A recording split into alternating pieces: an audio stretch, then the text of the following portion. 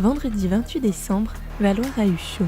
En effet, les sapeurs-pompiers volontaires et professionnels ont participé à un exercice des plus réalistes. Le but était de les prévenir sur les risques des fumées, mais aussi de gérer les situations stressantes. L'exercice, donc, c'est de mettre en situation tout le personnel, volontaire ou professionnel, pour voir un petit peu l'évolution des fumées, ce qui est super dangereux pour les pompiers parce qu'ils peuvent se faire piéger très rapidement.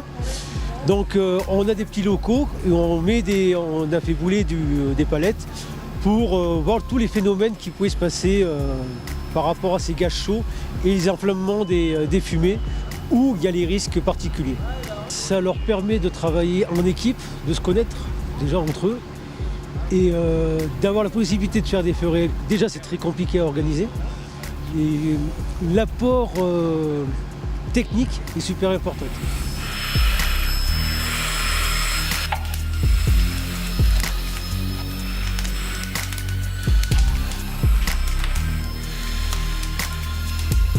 Pour l'ensemble des sinistres d'ampleur, en fait, on va avoir un système où on a la majorité des centres de secours de la vallée qui vont être impactés en fonction de leur distance par rapport au sinistre. Si on prend l'exemple de Valloire, par exemple, les sapeurs-pompiers valloirins sont les primo-intervenants, renforcés par les centres de pied de vallée qui sont les plus proches, à savoir Saint-Michel dans un premier temps, et ensuite les centres support, Saint-Jean, Modane. Il faut considérer que sur le département de la Savoie, il y a un feu de résidence de tourisme en station par an.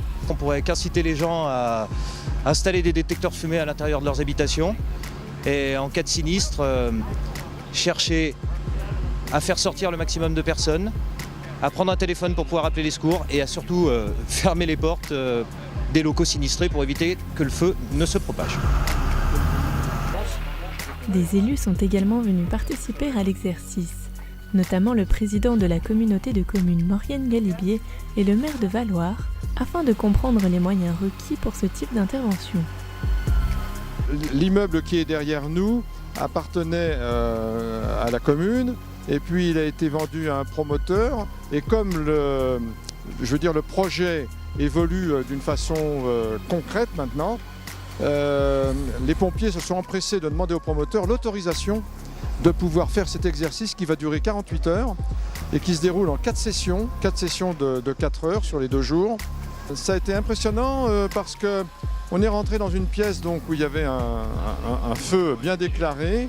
On nous a fait mettre à genoux de façon à ce qu'on ne soit pas en contact avec les fumées qui se sont rapidement produites au-dessus de nos têtes, malgré qu'on avait des casques, qu'on avait des bouteilles d'air, qu'on avait des masques et qu'on a des tenues extrêmement inifugées et très protectrices, on s'aperçoit quand même que c'est extrêmement dangereux et qu'on ne peut pas faire n'importe quoi. D'ailleurs, l'exercice a été préparé d'une façon extrêmement minutieuse par les formateurs et qui ont été à l'affût de tous les détails et qui ont tout réglé d'une façon extrêmement précise.